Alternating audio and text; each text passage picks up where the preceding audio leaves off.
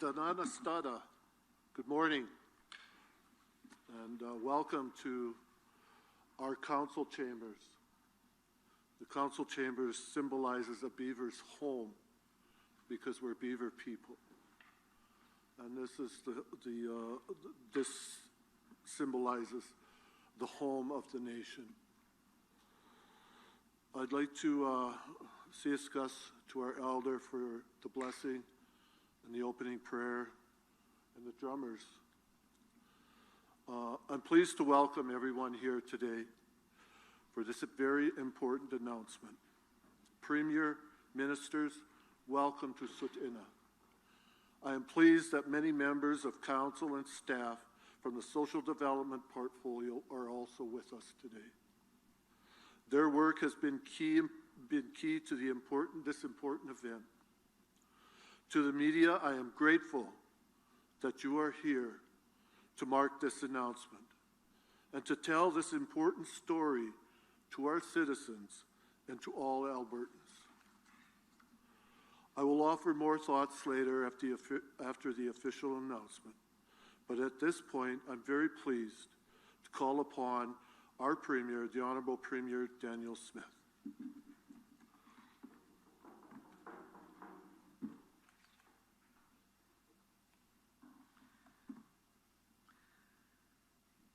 Guja nu Gadigoy, and good morning, Chief. If I've said that wrong, I'm sure you'll tell me. It's the first time with me trying your language. Hello, everyone, and thank you for joining us here today, and thank you to Elder Charlie Crochell for your prayer to the Creator for this very important gathering. I'd like to begin by acknowledging that we're gathered here today on Treaty 7 territory, the sacred ancestral home of the Tsuut'ina Nation, who've a long-standing and enduring history with this land, living on it and protecting it for countless generations. I'm grateful to Chief Roy Whitney and Council for graciously welcoming us and hosting us today. We are also joined here today by Dan Williams, Alberta's Minister of Mental Health and Addiction, Mike Ellis, our Minister of Public Safety and Emergency Services, and Jason Nixon, our Minister of Seniors, Community and Social Services. Today marks a milestone in our government's relationship with Tsuut'ina Nation and another meaningful step towards reconciliation. Everyone deserves the opportunity to heal and recover from the illness of addiction, and this includes Indigenous people living in Alberta. In order to be certain that opportunity is available for all Albertans, we need to partner with First Nations in Alberta and support them with the treatment capacity needed to support people in their pursuit of recovery. This is why we are thrilled to announce today that Alberta's government will be signing a memorandum of understanding with Tsuut'ina Nation to develop a new recovery community on Tsuut'ina lands. This partnership reflects our government's unwavering commitment to walk together with First Nations to increase addiction treatment capacity across Alberta. Building this recovery community in partnership with Tsuut'ina is another essential step towards ending the addiction crisis here in Alberta. While more supports and services are clearly needed, we believe meaningful progress can only be achieved with the guidance and leadership of First Nations communities. Unfortunately, over the past 4 years, we've seen the federal government abdicate its responsibility in this area. They've significantly decreased federal support to Indigenous communities for both addiction and healthcare supports. As a province, we find that unacceptable, which is why we're working in direct partnership with First Nations to address it. The Tsuut'ina recovery community will be built with an investment of up to $30 million in capital, and when completed, this new recovery community will provide addiction treatment services for up to 300 people every year in 75 beds. I'm confident that this partnership between our two governments will change the way addiction treatment is provided. But most importantly, it will provide even more people with the support they need to pursue recovery from the illness of addiction. I look forward to working with our partners at Tsuut'ina Nation in the months ahead and to returning here in the near future to break ground on this remarkable new facility. And it's important to note that this partnership is only the most recent example of our ongoing efforts to work alongside Indigenous partners. We've already committed to building holistic treatment facilities on Enoch Cree Nation and Blood Tribe lands, and there are more partnerships still coming.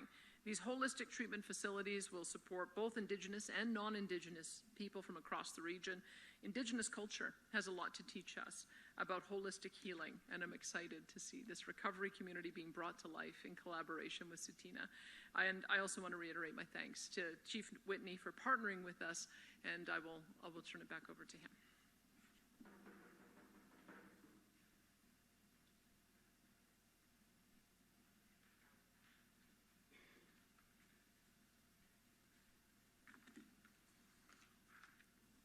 Well, good morning, everyone. Thank you, first of all, to Chief Whitney for taking the opportunity to invite us here today on Tsuut'ina land. And I want to also thank Jody Two Guns, where are you, Jody, for the work that you've done behind me on the Calgary Public Safety and Community Response Task Force. She sits on that, which I am now the chair, and it's some of the reason we're here today because of the work that she contributed on behalf of the nation and other Indigenous communities to make sure that we are taking these positive steps forward for a partnership in this memorandum of understanding that the Premier just announced today. The truth is that the addiction crisis has touched all corners of this province, but First Nation and Indigenous communities have been hit particularly hard. They disproportionately represent those in crisis and addiction in the province of Alberta. Our government's committed to working in partnership with them, and as the Premier mentioned, this is the third, with more to come, of our recovery centres that are being located on First Nation territory in partnership fully with them. We're not waiting for the federal government. We are running to support these communities and all Albertans who are struggling with the crisis of addiction right now as soon as we can. And so we are going to make it our goal that every single Albertan has access to treatment, no matter who they are or where they come from. And that starts partnering with the local communities, just like we're doing here today with the Tsuut'ina community.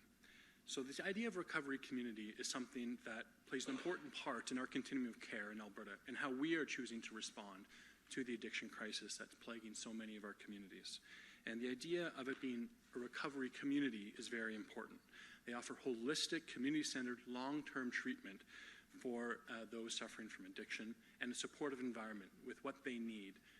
They can stay for up to 1 year at this facility, and we're hoping that we're able to have this underway in early 2024 and completion hopefully soon after that, so we can see members of this community and those across the entire region able to get those supports that are so badly needed so that they can deal with the crisis on their hands, they get the support from the government and their families and their community, and get their lives back on track. And so we can't wait to partner, particularly with Tsuut'ina on this one. I work closely in the short time I've been in office with First Nation communities, and I can't wait to work with Chief Roy and his council and all the future that we have together to address this in a serious way for the betterment of the province, for Tsuut'ina, and for all those involved. I want to thank Minister Nixon for coming as well, and Minister Ellis, I know, is on his way, for the work that they do in supporting what is a continuum of care around addiction. And we know we won't be able to solve this problem with only one tool in our toolkit. This recovery center is going to be a key plank in that. We are committed to keeping our communities safe and supporting those who are most vulnerable and at need. And that starts right here with the partnership with our partners at Tsuut'ina. Thank you very much, and I can't wait to continue working with all of you today. Take care.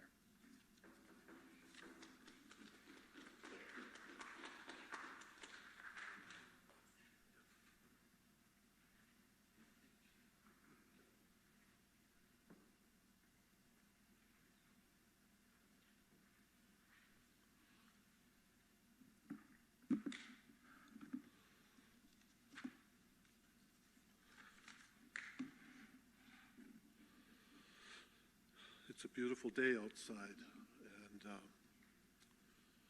the intent of this facility coincides with the beauty that's out there and the warmth and the sun. Siksika's Premier and Minister, for your words here today, was really surprised and happy to hear that it's a 75-bed unit. Drugs have always been with us in every community, but the reality and the severity of drug abuse is changing. It has already changed. When I was growing up and then became a member of council at Tsuut'ina, there was substance abuse. Of course there was. In this generation, we are dealing not just with alcohol or soft drugs, we are dealing with synthetic opioids that are cheap and easy to conceal and incredibly powerful. This is the new and more difficult reality. And the dealers of these drugs are coming after our young people, coming to make sure that they become users. It is easy to point fingers at Big Pharma and creating opioid addicts, overseas manufacturing of cheap and insanely powerful drugs, local gangs, and distributors. But pointing fingers does not lead to the solution. It's time for solutions. Of course, there will be differences of opinion about how to manage the growing drug abuse problem in Alberta. But weighing in on those solutions, I stand with the Premier and her cabinet on the track that they are creating. No one would believe the answer to alcohol abuse is provide more and cheaper alcohol. The answer is long-term and intensive assistance and abstinence. Anyone who has dealt with alcoholism knows that. So how can a solution of drug abuse be more and cheaper drugs handed out by government? That is not a solution. That's just helping addicts die faster. Well, that's not acceptable here to our people at Tsuut'ina, but we do stand as a community against drugs, any kind. We will provide support and we will commit to our community to tackle drug abuse together. We will stand with affected users of the community to provide the love, the support, the structure, and the guidance that they will need finding their way out. We will not stand by and watch our people's lives be ruined and ended. We intend to act, and the provincial government is acting. Premier Smith is acting, and I support those actions. We support this MOU, we support the creation of a drug treatment facility, and we support actions to save people's lives. We want to save the lives of our people. That's the bottom line. Thank you, Premier Siksika, for this MOU taking action against the scourge of drug addiction. It's a big problem, bigger than it's ever been in my lifetime. The creation of drug treatment centers is the road to solutions. Tsuut'ina will be part of that solution. And I'd like to thank you all for coming here today. Premier, ministers, I appreciate your presence. Thank you.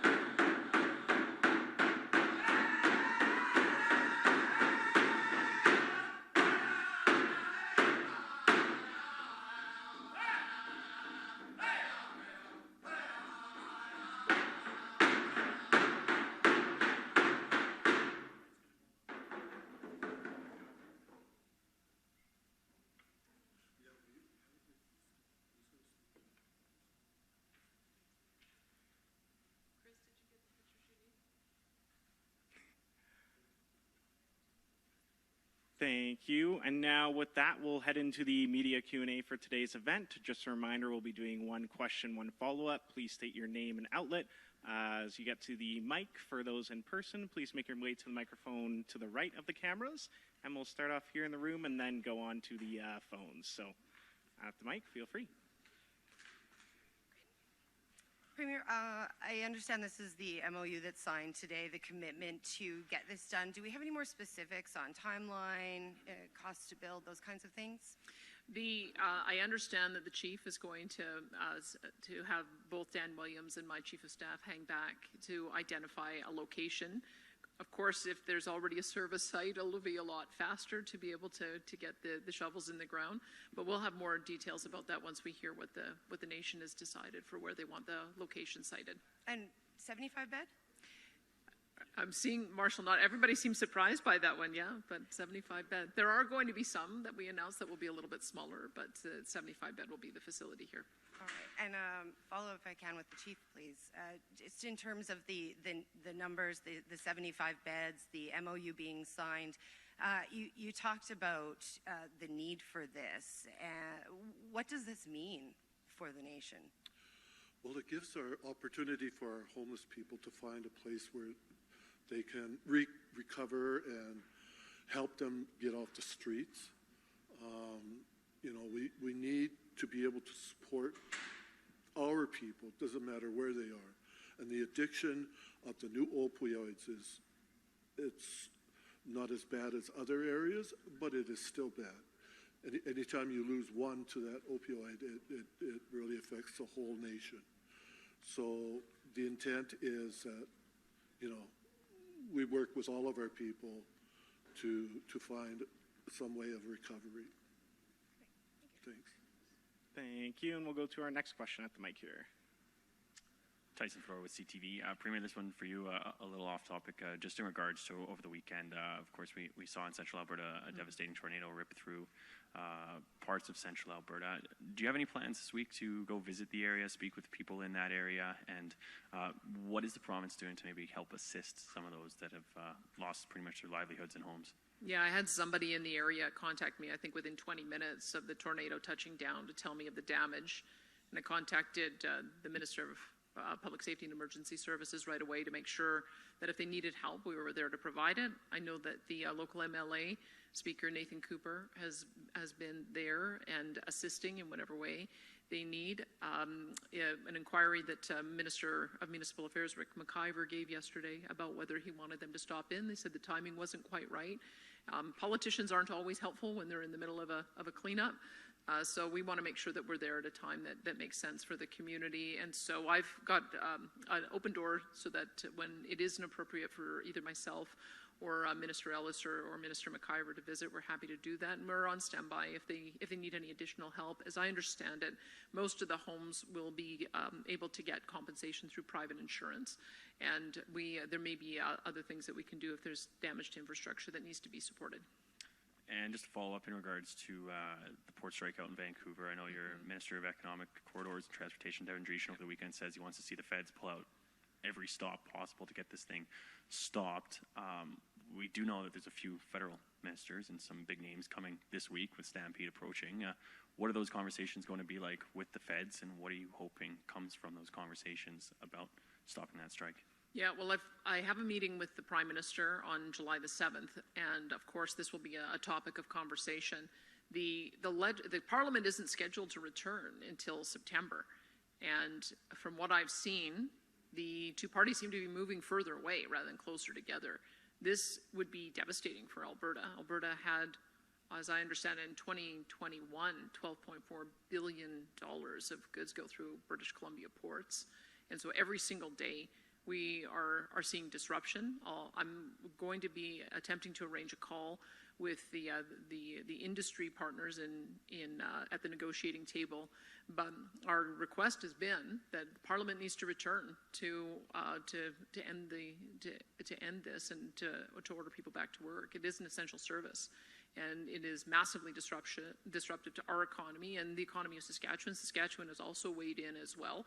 So there will be some conversations over the coming days, but this can't drag on for weeks or months. We need a resolution. We'd love to see both sides get to the table, come to a common ground, but we understand that they're not moving closer together, and that requires federal intervention. And Bell, Calgary Sun. Congratulations on this wonderful announcement. Long overdue. You're meeting with the Prime Minister on Friday afternoon. And you've already told us about lines in the sand and hoping for the best, but always preparing for the worst, et cetera, et cetera. What are you going to tell him to make clear that you are serious about the position you've taken? How are you going to make that? I realize you're going to be nice to him and and try to come up with some diplomatic solution, but just in case that doesn't happen, how are you going to make clear that you're serious, where perhaps in the past that there was just strongly worded letters? Well, I did tell him or his ministers, Minister LeBlanc and Minister Wilkinson, when we met, that I wanted to immediately start a working group to deal with the 3 issues. But my conditions for that is that off the table had to be a net zero by 2035 target on electricity, and off the table had to be an emissions cap. And on the table needed to be a discussion about Article 6, which is the way that we can get credit for reducing emissions globally. And they weren't prepared to commit to that at the table, so we weren't prepared to commit to meet and develop the working group. So as soon as they're prepared to say that those will be the foundational starting point for how we can have a discussion about how we might move forward and meet emissions reduction targets, then we'll establish that group. And that's what I'm hoping comes out of Friday. I'm hoping that they've seen, because they should have seen, that we simply cannot achieve an emissions reduction target by 2030. Impossible. I've made it clear very many times. We also know that British Columbia has seen that they can't reach their emissions reduction goals and increase LNG without getting credit for reducing emissions globally. So I think that there's some movement there.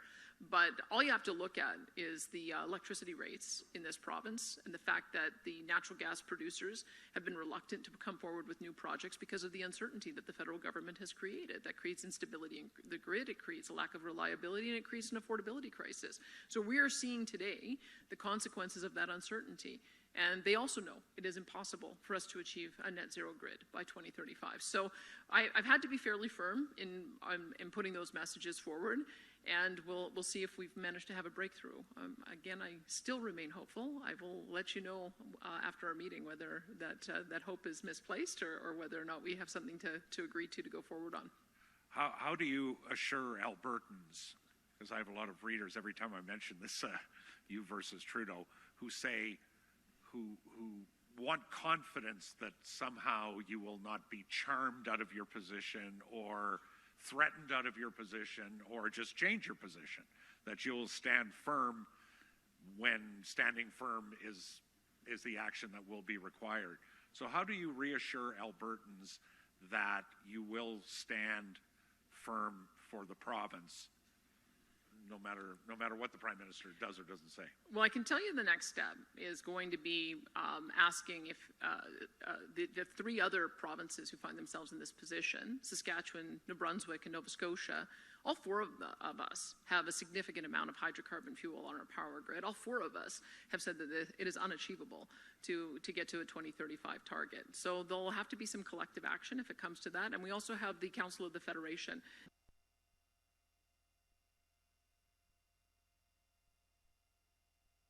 On the table if it comes to that. I mean, I'm hopeful because I've put on the table. I mean, I live in the real world. I'm not quite sure where these targets came from. They seem to have been pulled out of thin air with absolutely no strategy for how to receive them. It's my job to inject some reality into this discussion. And I can tell you, reducing emissions 42% on oil and natural gas by 2030 is unachievable. Getting to a net zero power grid by 2035, unachievable. And we have an obligation to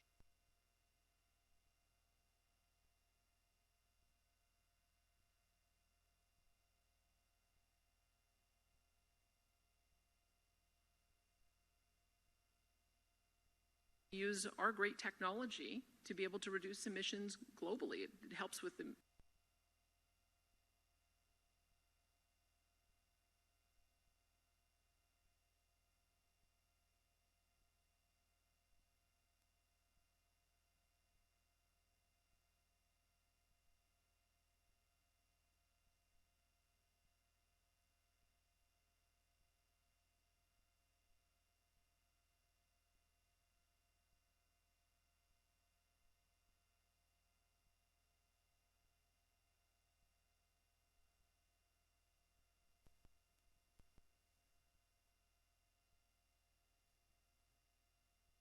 obligation to use our great technology to be able to reduce emissions globally. It helps with them. We do know that there is a modern approach to a recovery-oriented system of care that we can bring in. And so the intention would be to bring in those who have experience with the recovery-oriented system of care, marry it with the Indigenous practices, do the training so that ultimately the facility can be completely Indigenous run. And I'll turn it over to Chief Whitney to talk a little more about that.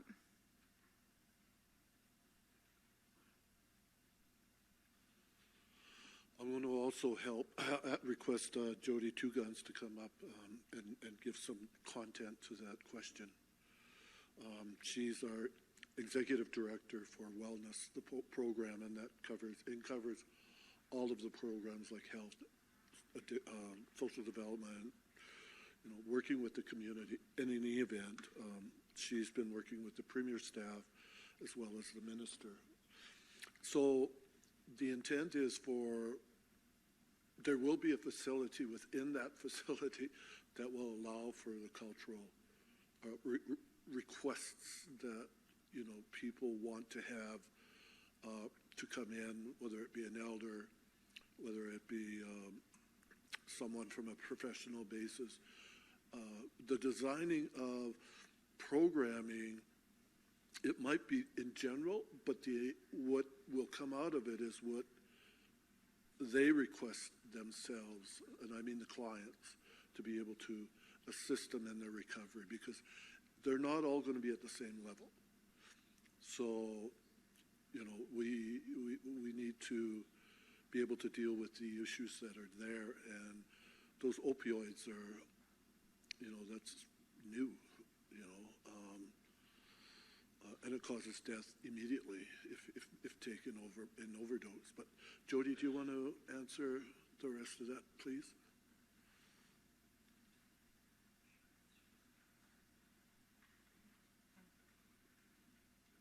Good afternoon. Thank you for the question. The difference between our recovery community and, say, the other ones is we have the ability to be able to provide our own ways and methods of healing, one which is included in the land. We're very spiritual with the land, and the whole addictions and opioid crisis really affects one's spirit. And that's the main thing, is that we bring them back to the land, and then we call upon our own spiritual leaders and ceremony, ways of life to allow our clients to have that way of healing as well. So it will be like a hybrid treatment center where we have the Western ways as well as our own traditional ways, but the land really is the key part to it, and that goes along with the holistic. Thank you. All right, and now we'll head over to the phones. Operator, could you, yeah. I'll just add one or 2 points on the holistic. As Jody mentioned, it's going to be physically located here in the nation plan. I think that's the first point. Obviously, we're going to have custom facility for it as well when it comes to integrating the worldview and the approach from the nation. But the entire idea of holistic isn't limited just to the Tsuut'ina specific recovery facility. We look at others, we can see that we are going to be keeping them there for longer than a short period, up to a year, like I mentioned. So that means integrating supports for getting work placements as they leave, transitions, financial supports for them, so they can manage that as they leave in society, so that when they leave the facility, even looking at the way we're going to start other facilities, we don't start with 75 immediately. It's a community-based approach, and this community is largely going to be Indigenous, largely going to be Tsuut'ina. And so that means as we scale up with a smaller group to begin with, that's going to be incorporated in terms of how the healing and the recovery works for every one of those individuals entering into recovery. So this MOU isn't the end of our work with Tsuut'ina. This is literally the very start, and the programming right down to the design is all going to be integrated, working closely with them. Thank you. And now we'll head over to the phones. Operator, could you please put through the first caller? Carrie Noreen, wind speaker. Hello, this question is for Minister Williams. Can you give me an update on the progress of the Enoch Recovery Center and the Kainai Recovery Center?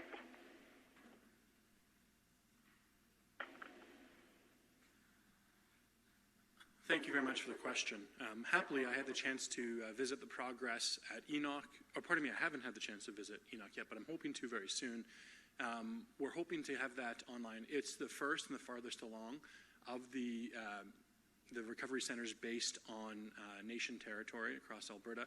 It's going to play an important key part in not just those members of Enoch Nation, but the entire Edmonton region as well, and obviously working closely with them. We're hoping that we'll be able to open that up in the near future within the next year, but we're started along on the construction of that already, and so hopefully very, very soon. And then Kainai as well, moving forward on it. I'm happy to give more details as it progresses. In terms of did you have a particular question about them, or is it just a general sense if they're moving forward? Just a general sense of when they were moving forward and when they would be opening. Yeah, those two, along with this one, are our first three. And obviously, moving forward, you'll hear, stay tuned. There are more announcements to come surrounding partnering with our Indigenous partners on even more recovery centers and more programming. Thank you. And operator, could you put through the next caller, please? Danielle, APTN.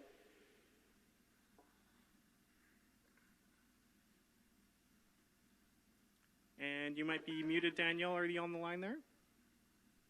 Oh, yes. Hello. Can you hear me? Yeah. Great. This is for either the Minister or Premier Smith. Yesterday, APTN published an article where we talked about a 7-year drop in life expectancy for First Nations. Dr. Esther Tailfeathers and Alberta Health Services said there was a direct link between the drop in life expectancy and opioid deaths. Dr. Tailfeathers also commented on closing safe consumption sites and how we saw deaths increase in places like Lethbridge. So given this and other things like the Kainai state of emergency for opioid deaths, what does your government plan to do to reduce drug overdoses? Well, this is why we're here today. We've got a recovery-oriented system of care that's being led by Minister Dan Williams out of Mental Health and Addiction. And we are 4 years into an 8-year strategy on focusing on recovery first. And so that will require a few things. One thing that we did is we removed the $40 per day cost on addiction treatment. We have expanded the amount of addiction treatment beds, and we're building these recovery communities. The first one opened in Red Deer, and I think it started receiving patients in May or June. So we're just really at the very beginning of this strategy. We have 11 recovery communities planned. We also have the virtual opioid dependency program, where any person who wants to be able to have a safe substitute for opioids can call and get immediate access, same-day access, without charge to that service.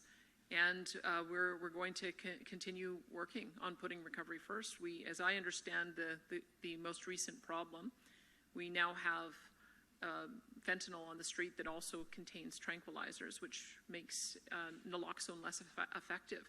And we all know how important naloxone is in addressing overdose and making sure people get another chance to go towards recovery. So we're going to keep on working on that. It's a dangerous drug. You can see it just looking at the statistics. I think Chief Whitney saw that. He's been watching addiction crises for many years, and I think we can both agree, all of us can agree, we haven't seen anything quite like.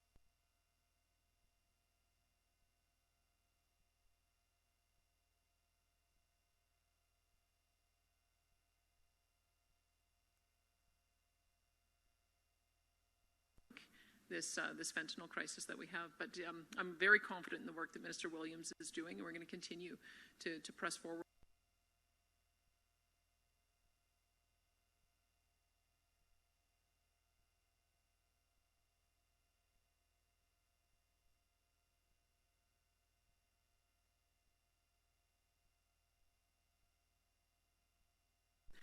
Portugal, down that pathway of I'm not prepared to give up on people, and I'm not prepared to say that supporting somebody in addiction is the only choice. We believe that recovery is possible for everyone, and we're just brand new into this approach. We've just opened the recovery communities. I think we should give it a chance to work. And we just have time for one more question here. Operator, could you put through the last caller? Kyle Moore, Kicks FM. Hi there. My question is for Minister Williams. With this kind of recovery community model, if you will, how will this help in dealing with some of the addiction crisis issues that we have seen around the province? Well, across the country, and particularly in Alberta, and even more disproportionately with our Indigenous communities, we've seen the deadly disease of addiction ravage communities and tear families apart, and even cause an increase in death, as we saw over this last week with the numbers released. That's exactly why we need to double down on recovery, because there is hope for people to get out of recovery. There's no room for us to abandon certain Albertans or segments of people to the disease of addiction that is deadly, that kills, takes lives. As we heard from Chief Whitney today, I could see emotion in his voice as he was thanking us for partnering with him and pleading to take a recovery response where we address the fact that addiction is the illness that is killing people. And there's no such thing as a safe opioid dumped onto the streets. So this recovery community is one of 11 that are going to be the example of how jurisdictions across the world can compassionately care for Albertans and citizens that are struggling with this disease.